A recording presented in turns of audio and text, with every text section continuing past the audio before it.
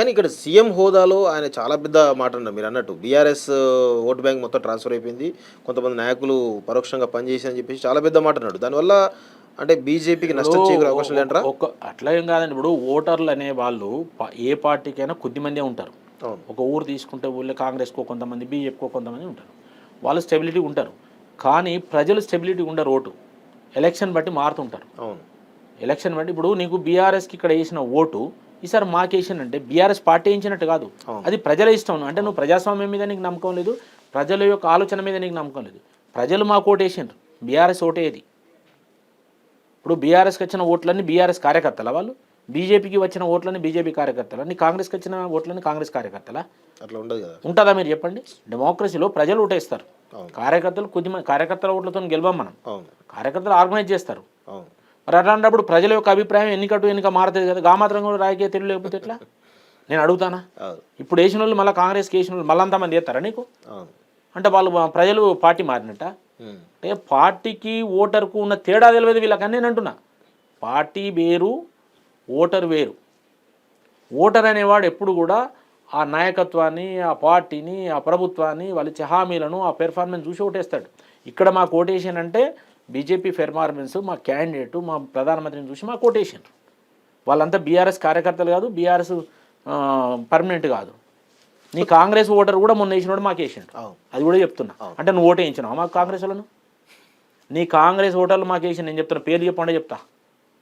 నాకు మీరు అనుమతి ఇస్తే నేను లిస్ట్ రాసుకొని చెప్తా. మీ కాంగ్రెస్ లీడర్లు ఓటేషన్ మాకు ఎందుకు వేసారు? నీ మీద నమ్మకం లేదు, మోడీ మీద నమ్మకం ఉన్నది. నాకు తెలిసి మల్కాజ్గిరి అదే జరుగుంటుందేమో మీకు. ఖచ్చితంగా చాలా మంది కాంగ్రెస్ వాళ్ళు మా పార్టీలో చేరండి, పేర్లు చెప్పారండి. వాళ్ళకి తెలుసు. చాలా మంది కాంగ్రెస్ వాళ్ళు మా పార్టీలో చేరిండు. నీ క్యాండిడేట్ లేక అరువు తెచ్చి పెట్టుకున్నావిడ నువ్వు. మా రాజేందర్ గారు నాలో రాజేందర్ గారు ఇక్కడ ఓటరు, ఇక్కడ రెసిడెన్స్, ఈ పార్లమెంట్ రెసిడెంట్ ఆయన అనేక దశాబ్దాల నుంచి. ఆయన వ్యాపారం ఇక్కడే, ఆయన రాజకీయంగా పుట్టింది ఇక్కడే, పెరిగింది ఇక్కడే. కాబట్టి ఆ తర్వాత కమలాపూర్ వాళ్ళ తల్లిదండ్రుల ఊరు కాబట్టి అక్కడికి పోయిండు. కాబట్టి ఆయన నాన్ లోకల్ అని ప్రచారం చేస్తాడు. నువ్వు లోకల్ అమ్మ, నువ్వు ఎంపీ పోటీ చేసినప్పుడు నువ్వు ఎక్కడి నుంచి వచ్చినావు? మళ్ళీ అక్కడి నుంచి తీసుకొచ్చి పెట్టినావు. కాబట్టి రేవంత్ రెడ్డి గారు నేల విడిచి సాము చేస్తున్నారు. అది కరెక్ట్ కాదు. మీరు పొలిటికల్ ఇమేచ్యూడ్తో మాట్లాడద్దని మేము కోరుతున్నాం. కేంద్రంలో ప్రస్తుతం ఎన్డీఏ ప్రభుత్వం ఫామ్ చేయబోతుంది. సో 2014లో బీజేపీ నుంచి తెలంగాణ ప్రాతినిధ్యం తీసుకున్నట్లయితే దత్తాత్రేయ గారు సెంట్రల్ మినిస్టర్గా ఉండే, తర్వాత 4 సీట్లు 2019లో ఉంటే కిషన్ రెడ్డి గారు ఉండే. సో ఇప్పుడు 8 సీట్లు పెరిగినాయి. సో దీనిలో కేంద్ర మంత్రుల సంఖ్య పెరిగే అవకాశం ఉంటుందా? మళ్ళీ బోటాబోటికి ఏ విధంగా తెలంగాణకు? తప్పనిసరి తెలంగాణకు పోయినసారి మేము 4 సీట్లు గెలిస్తే ఒక మినిస్ట్రీ వచ్చింది మాకు. అవును. ఈసారి నేను అనుకుంటా, అంటే మేము ఎక్స్పెక్ట్ చేస్తున్నాం, మా సంఖ్య ప్రకారం మాకు ఒక 2 మినిస్ట్రీలు రావచ్చు. ఓకే. ఒకటి క్యాబినెట్ మినిస్టర్, ఒకటి ఇంకొక పోర్ట్ఫోలియో ఏదైనా సహాయ మినిస్టర్, అట్లా ఏదైనా రావచ్చు అని అనుకుంటున్నాం. పార్టీ ఏ నిర్ణయం తీసుకుంటే అది ఉంటుంది, అది విషయం. కాబట్టి తప్పనిసరి మాకు ఒక 2 పోర్ట్ఫోలియోలు అయితే కేంద్రం నుంచి ఉంటాయని అనుకుంటున్నాం. దానిలో అంటే కీలకంగా ఎవరు ఉండే అవకాశం ఉంది? ఎవరు ఇష్ట నిర్ణయం మేరకు జరుగుతుంది. ఎందుకు అంటే ఇప్పుడు పార్టీ కూడా చూస్తుంది అన్ని రకాల సామాజిక పరమైన ఈక్వేషన్స్, ఓట్ రేషియో ఎవరికి వచ్చింది, ప్రజలతో ఎవరికి బాగా సంబంధాలు ఉన్నాయి తెలంగాణ వ్యాప్తంగా, అంటే తెలంగాణ ప్రజలలో ఎవరికి పలుకుబడి ఉంది, ఎవరైతే మంచి సర్వీస్ ఇవ్వగలుగుతారు, ఎవరైతే మేము అంటే రాష్ట్రం నుంచి రేపు ఫ్యూచర్ కూడా దృష్టి పెట్టుకొని ఎవరికి ఇస్తే తెలంగాణలో మాకు ఓటు వస్తుంది, ఎవరికి ఇస్తే ప్రజలతోని సంబంధాలు పంచుకుంటుంది, ఎవరు ప్రజా సంబంధాలు మెయింటైన్ చేస్తున్నారు, ఎవరి పర్సనాలిటీ ఏంటి అని అన్నీ చూసుకొని ఇస్తారు. క్యాల్కులేషన్ అంతా, పొలిటికల్ క్యాల్కులేషన్ అంతా చూసుకొని ఇస్తారు. ఆ అందులో ఎవరు ఉంటే వారికి ఇస్తారు. అవును. అంటే మొన్న అసెంబ్లీ ఎన్నికల్లో బీసీ ముఖ్యమంత్రి అనౌన్స్ చేశారు. ఈసారి సరే అది నెరవేరలేదు, రాలేదు సీట్లు. సో ఈసారి ఆ బీసీ ముఖ్యమంత్రి అనే కాన్సెప్ట్లో కేంద్ర మంత్రి బీసీ అయ్యే అవకాశం ఏమైనా ఉందా తెలంగాణ నుంచి? తప్పనిసరి ఇచ్చే దాంట్లో బీసీకి లేకుండా ఉండదు, ఇస్తారు. అంటే మేము బీసీ ముఖ్యమంత్రి అన్న దాంట్లో ఏంటంటే ఈ రాష్ట్రం సిద్ధించిన కాంచి ఒక్కసారి కూడా బీసీ ఇక్కడ ఉమ్మడి ఆంధ్రప్రదేశ్లో కానీ తెలంగాణలో బీసీ ముఖ్యమంత్రి కాలేదు. అంటే బీసీ ముఖ్యమంత్రి అని మేము ఏదో కులపరమైన గణన కొరకు మాట్లాడలేదు. అంటే అన్ని రకాలుగా ఇప్పుడు నరేంద్ర మోడీ మాట్లాడేది ప్రతిసారి ఏం మాట్లాడుతున్నాడు? ప్రాంతీయ ప్రధానంగా కుటుంబ పార్టీలని మాట్లాడుతున్నారు. కుటుంబ పార్టీలన్నీ అగ్రవర్ణ పార్టీలే ఉన్నాయి, దాదాపు 1-2 మినహాయిస్తే నా దృష్టిలో అగ్రవర్ణ పార్టీలే ఉన్నాయి. అయితే కుటుంబ పార్టీల వ్యవస్థ వాళ్ళు ఒక సంస్థానాలాగా మళ్ళీ ఎస్టాబ్లిష్ అయ్యి ఒకప్పటి సంస్థానాలాగా ఎంత సామర్థ్యం ఉన్న ఎస్సీ ఎస్టీ బీసీలల్లా ఉన్నత రాజ్యాంగ పదవులు వాళ్ళకు రావడం లేదు. ఇప్పుడు ఆయన క్యాబినెట్లో మార్చింది కదా, 27 మందికి క్యాబినెట్ మినిస్టర్ ఇచ్చింది కదా బీసీలకు, 12 మందికి ఎస్సీలకు, 10 మందికి ఎస్సీలకు, అందులో మహిళల ప్రాతినిధ్యం కూడా పెంచింది కదా. మైనార్టీలో కూడా 5గురికి ఇచ్చింది కదా.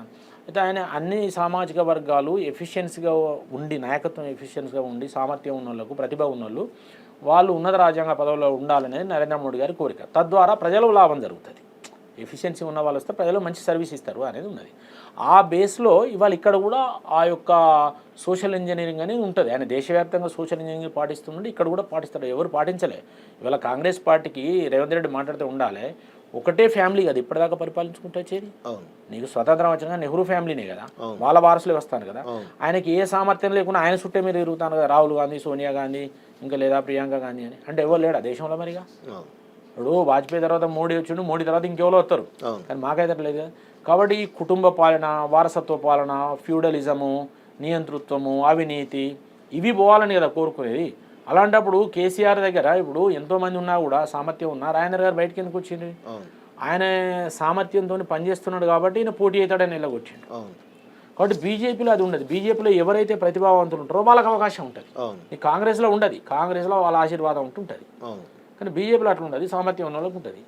కాబట్టి సామర్థ్యం ఉన్నోళ్ళు, ప్రజా సంబంధాలు ఉన్నోళ్ళు, తెలంగాణ ఉద్యమ సంబంధం ఉన్నోళ్ళు, మంచి ఓట్లు వచ్చిన వాళ్ళు, మంచి పెర్ఫార్మ్ ఇచ్చేటోళ్ళు, రేపు పార్టీని ముందుకు తీసుకుపోగలిగిన శక్తి సామర్థ్యాలు అన్నీ చూసి ఇస్తారు. కాబట్టి అందులో మాకు 2 అవకాశాలు ఉన్నాయని మేము ఎక్స్పెక్ట్ చేస్తున్నాం. తప్పనిసరి మంచి నిర్ణయాలు ఉంటాయని మేము. అంటే బీజేపీ జాతీయ పార్టీ జాతీయ అధ్యక్షుడిగా మన తెలుగు స్టేట్స్ నుంచి ఉండే అవకాశం ఉంది. అందులో కిషన్ రెడ్డి గారి పేరు ప్రస్తావనకు బలంగా వస్తుందనేటువంటి ఒక టాక్ వినిపిస్తుంది. దానిపై మీ అభిప్రాయం ఏంటి? అంటే చర్చలో చాలా వస్తాయి చర్చలు. అవును, కానీ ఇంకా పార్టీ నుంచి క్లారిటీ అయితే మాకు లేదు. అవును, పార్టీ నుంచి క్లారిటీ సపోజ్ సౌత్కి కూడా ఇచ్చే అవకాశం ఉంటుండొచ్చు, కానీ ఇంకా దాని మీద మాకైతే క్లారిటీ లేదు. చర్చ అయితే ఉంది. సో ఇప్పుడు ఎన్డీఏ కూటమి సంబంధించి మనం మాట్లాడుకోవాల్సిన అవసరం ఉంది. చాలా సీరియస్గా మనం మాట్లాడుకోవాలి దాని గురించి. సో ప్రస్తుతం ఎన్డీఏ కూటమిలో 293 సీట్లు ఉన్నాయి. దానిలో బీజేపీకి 240 సీట్లు ఉండడం జరిగింది వాస్తవంగా. అంటే దాదాపు 53 సీట్ల తేడా ఉంది వాస్తవంగా. సో దీనిలో కీలకంగా చంద్రబాబు నాయుడు, అదేవిధంగా నితీష్ కుమార్ ఇద్దరు చాలా కీలకంగా వ్యవహరిస్తున్నారు. వాళ్ళ సంఖ్యనే దాదాపు 28 కనబడతా ఉంది వాస్తవంగా. సో దీనిలో చంద్రబాబు నాయుడు ఈరోజు ఎన్డీఏ కూటమిలో కీలకంగా మారి కొంత తను గతంలో 25 సంవత్సరాల క్రితం ఏ విధంగానైతే బీజేపీని ఆటాడించిండో మళ్ళీ కూడా అదే విధంగా ఆటాడించే అవకాశం ఉంది అనేటువంటి ఒక రాజకీయ విశ్లేషణ చాలా బలంగా జరుగుతూ ఉంది. సో దీనిపై మీ అభిప్రాయం ఏంటారు అసలు? అంటే ఇక్కడ కొన్ని పత్రికల కథనాలు, ఇంకా కొన్ని ఇలాంటివన్నీ వస్తాయి. ఇవన్నీ పిచ్చి విషయాలనే అంటాయి. ఎందుకంటే గట్ల కథనాలు రాసే మాకు ఫస్ట్ సారి గవర్నమెంట్, మేము మొదటి గవర్నమెంట్లో 3 ఏళ్ళు ఉన్నాక చంద్రబాబు నాయుడు పక్కకు పోతే ఏం జరిగిందో తెలుసు. కాబట్టి ఏం జరిగి వాళ్ళు ఎట్లా ఇబ్బంది పడ్డారో వాళ్ళు తెలుసు. మేమే ఇబ్బంది పడలే, వాళ్ళే పడ్డారు. ఓకే, మేము వాజ్పేయి పీరియడ్లో 2003లో ముందస్తు పోయి 2004లో ఎన్నికల్లో మా పొత్తులో మేము ప్రభుత్వం పోవడం, వాళ్ళు కూడా ఓడిపోవడం కూడా జరిగింది. అనేక ఉదాహరణలు ఉన్నాయి. బీజేపీ టీడీపీ విడిపోయినప్పుడు ఏం జరిగింది, కలిసి ఉంటే ఏం జరిగింది అనేది అనేక ఉదాహరణలు ఉన్నాయి. 1984 నుంచి ఫస్ట్ పొత్తు స్టార్ట్ అయింది. సరే, మధ్యలో పొత్తు ఒకసారి విడిపోవడం రావడం ఎట్లా వచ్చినా పొత్తు కలిసి ఉన్నప్పుడు అటు రాష్ట్రంలో ఇటు కేంద్రంలో ఏ విధంగా ఉన్నది, ఏ విధంగా ప్రజలు లాభం జరిగిందో ఉదాహరణలు ఉన్నాయి. కొంతమందికి ఆ పార్టీలో పిచ్చి ఉండేదన్న రాత్రి రాయవచ్చు, కానీ అట్లా జరగదు. ఎందుకు జరగదంటే ఇప్పుడు రాష్ట్రాన్ని అభివృద్ధి పథం ఇప్పటివరకు చూడండి, చంద్రబాబు నాయుడు గారు 5 సంవత్సరాలు ఉన్నాడు, వీరు 5 సంవత్సరాలు ఉన్న జగన్మోహన్ రెడ్డి గారు. కానీ ఇప్పటివరకు వాళ్ళ ప్రాజెక్ట్ నేషనల్ ప్రాజెక్ట్ పూర్తి కాలేదు. నేషనల్ ప్రాజెక్ట్ మేము కట్టేదాన్ని వాళ్ళు చేతికి తీసుకున్నారు. ఇప్పటివరకు అది పూర్తి కాలేదు. పోలవరం ప్రాజెక్టు పూర్తి కాలేదు. ఇట్లాంటివన్నీ ప్రభుత్వంతో మంచిగా ఉండి తెచ్చుకొని నిధులు తెచ్చుకొని చేసుకుంటేనే అవుతాయి. అయితే దాన్ని యూజ్ చేసుకోలే ఎవరు, వైఎస్ఆర్ యూజ్ చేసుకోలే. ప్రాజెక్ట్ కట్టడం కానీ డెవలప్మెంట్ మీద దృష్టి పెట్టకుండా కేవలం ఏంటంటే ఓట్ బ్యాంక్ మీద దృష్టి పెట్టి వాలంటీర్లను పెట్టుకొని ఆ వాలంటీర్లు చెప్పిన దాని ప్రకారం లోకల్ బాడీస్ గెలిచిన వాళ్ళు ప్రయారిటీ ఇవ్వకపోవడం, పార్టీ నాయకులకు ఇవ్వకపోవడం, ప్రజలకు వీళ్ళ మధ్యలో పేమెంట్ ఇచ్చి వాళ్ళని పెట్టుకోవడం వల్ల రియల్ డెమోక్రసీ ఏదైతే ఉందో ఎన్నికైన వాళ్ళు ప్రజాప్రతినిధులు వాళ్ళు కానీ వాళ్ళు ఇబ్బంది పడ్డారు. కాబట్టి పొలిటికల్గా నువ్వు ముఖ్యమంత్రి నువ్వేంతో ఒక సర్పంచ్ కూడా అంతే, అది ఇవ్వలేదు. కాబట్టి ఆ అన్డెమోక్రసీగా నడిచింది కాబట్టి ఘోరంగా ఓడిచ్చారు. ఇప్పుడు చంద్రబాబు నాయుడు అప్పుడు కూడా ఆయన ఘోరంగా ఓడిపోయాడు, 153 ఇచ్చింది. మళ్ళీ ఇప్పుడు వాళ్ళ పిచ్చి పనులు చేసుకోరు. కేంద్రంతో మంచిగా ఉండి ఆ రాష్ట్రాన్ని డెవలప్ చేసుకునే పక్షాన పోవుడే ఉంటుంది. కాబట్టి ఈ ఎక్స్పీరియన్స్ ఉన్నది కాబట్టి ఇంకా అట్లాంటివి ఏం జరిగే అవకాశం ఉండదు. బీజేపీకి అంత భయపడాల్సిన అవసరం కూడా లేదు. నరేంద్ర మోడీ గారు టఫ్, తాను అనుకున్న దాన్ని ప్రజలకు దేశానికి ఉపయోగమైందే చేస్తాడు. తర్వాత అన్ని రాష్ట్రాలను సమానంగా చూస్తాడు. బీజేపీ ప్రభుత్వాలను ఏ ప్రభుత్వాలను వ్యతిరేకం చేయడం ఆయన. ఎందుకంటే దేశం అభివృద్ధి కావాలంటే రాష్ట్రాల అభివృద్ధి కావాలి. అనేక ఇంటర్వ్యూలలో వారే చెప్పారు, నేను చెప్పడం లేదు. ఇప్పుడు తమిళనాడులో కూడా చెప్పాడు, నాకు ప్రభుత్వం రావడం ముఖ్యం కాదు, తమిళనాడులో ఉన్న యువతకు ఉపాధి దొరకాలి, తమిళనాడులో ఉన్న డెవలప్మెంట్ అనేది బాగా జరగాలి, తద్వారా దేశంలో ఒక భాగం అభివృద్ధి అయినట్టయితే నాకు అట్లా డెవలప్మెంట్ రావాలి. అక్కడ ఉన్న ప్రభుత్వంతో నేను కోఆర్డినేషన్ చేసుకొని ఎట్లా డెవలప్మెంట్ కావాలనే దానికి నేను చేస్తా. అక్కడ కూడా ప్రాజెక్టులు ఇస్తున్నాం అన్ని దిక్కులా, ఎక్కడ కూడా ఈ ప్రాంత వివక్షత కానీ అని ఏమి ఇయ్యము. ఈ రాజకీయ పార్టీలు వాళ్ళకున్న వివక్షతో మాట్లాడుతున్నాయి తప్ప ఆయన వచ్చినాక ఏ రాష్ట్రంలో ఏ ప్రాజెక్టు రాకుండా చెప్పండి. ఎన్ని రిక్వైర్మెంట్ ఉంటే అన్ని రిక్వైర్మెంట్ ఇస్తున్నారు. ఎడ్యుకేషన్కి ఎన్ని నిధులు కావాలంటే అన్ని ఇస్తున్నారు. ఎన్ని రోడ్లు కావాలంటే నేషనల్ హైవేస్ ఇచ్చిండ్రు, రైల్వేస్ ఇస్తున్నారు. అప్పుడు ఇట్లా ఉన్నదా? ఎన్ని ఎయిర్పోర్ట్స్ ఇచ్చినారు, ప్రతి రాష్ట్రంలో ఎయిర్పోర్ట్స్ వచ్చినాయి కదా. కాబట్టి అట్లా ఎక్కడైనా కూడా ఇన్ఫ్రాస్ట్రక్చర్ డెవలప్మెంట్. పవర్ వచ్చినాక నీకు మోడీ వచ్చినాక లేదా సౌత్ అండ్ నార్త్ గ్రిడ్ కలిసింది, అది వరకు కలిసిందా? వేసిందా?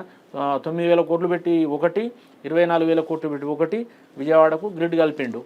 మరి ఎవరు కలిపిండ్రు? అది ఎందుకు మాట్లాడారు వీళ్ళు? కరెంట్ ఎట్లా వస్తుంది?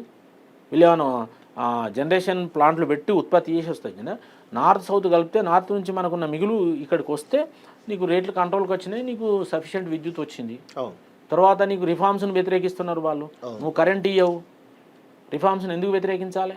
కాబట్టి వీళ్ళు స్థానికంగా రాజకీయాలే తప్ప డెవలప్మెంట్ మీద కానీ ప్రజలకు ఉపయోగపడేది కానీ మాట్లాడారు. 24 గంటలు విద్యుత్ కావాలి. విద్యుత్ వస్తేనే కదా పరిశ్రమలు కానీ వ్యవసాయం కానీ డెవలప్ అయ్యేది. నువ్వు కోతలు పెట్టి అన్ని పెట్టి ట్రాన్స్ఫర్లు కలిపోయి డబ్బులు ఇవ్వక ఇవన్నీ. కాబట్టి రాబోయే రోజుల్లో నీకు ఏంటంటే 24 గంటల విద్యుత్ దేశవ్యాప్తంగా ఉండాలని మోడీ సంకల్పం.